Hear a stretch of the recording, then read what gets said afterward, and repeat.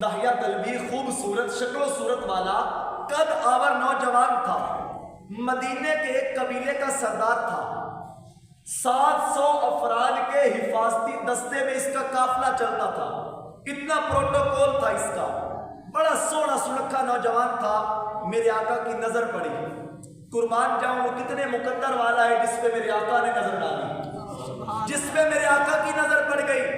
میرے آقا نے دعا ہاتھ اٹھائے، میرے آقا نے رب کی بارگاہ میں ہاتھ اٹھائے، دعا کی، اے اللہ داہیہ قلبی کے دل میں ایمان کا نور عطا فرما دے، اے اللہ داہیہ قلبی کے دل میں ایمان کا نور داخل کر دے۔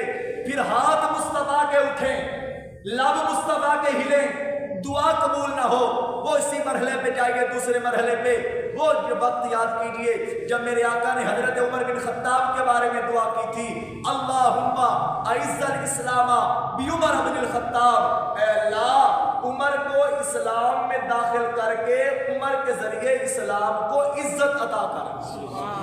پھر جب میرے مصطفیٰ نے دعا کی، میرے مصطفیٰ کی دعا کرنا تھا تو اللہ نے ایمان کی دولت نصیب فرمائی۔ وہ اعلیٰ حضرت نے کہا تھا، اجابت کا صحرا عنایت کا جوڑا، اجابت کا صحرا عنایت کا جوڑا، دلہن بن کے نکلی دعائے محمد، اجابت نے جھک کر گلے سے لگایا بڑی ناز سے جب دعائے محمد۔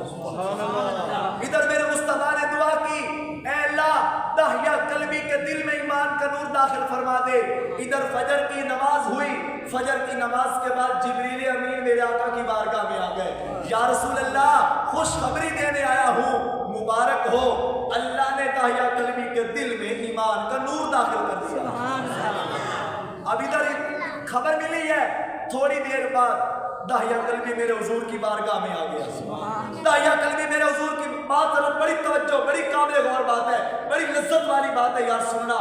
داہیہ قلبی میرے حضور کی بارگاہ میں آیا، جگہ ذرا تنگ تھی، تھوڑی تھی، وہ پیچھے بیٹھنے لگا۔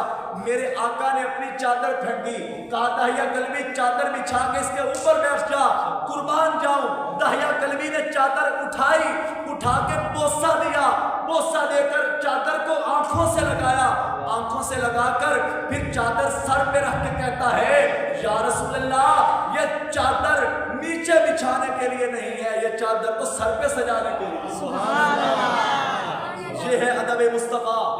پہلا دن ہے میرے حضور کی بارگاہ میں داہیہ قلبی کا، میرے حضور نے چادر پھینکی تھی، یا چادر بچھا کے اس کے اوپر بیٹھ جا۔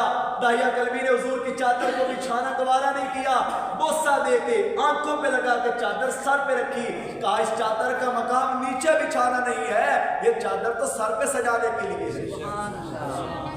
تو پتا چلا جس کے دل میں ایمان کا نور ہوتا ہے وہی مصطفیٰ کی تعظیم کرتا ہے، جس کے دل میں ایمان کا نور ہوتا ہے وہی مصطفیٰ کی تعظیم کرتا ہے، وہی نبی کی تعظیم کرتا ہے۔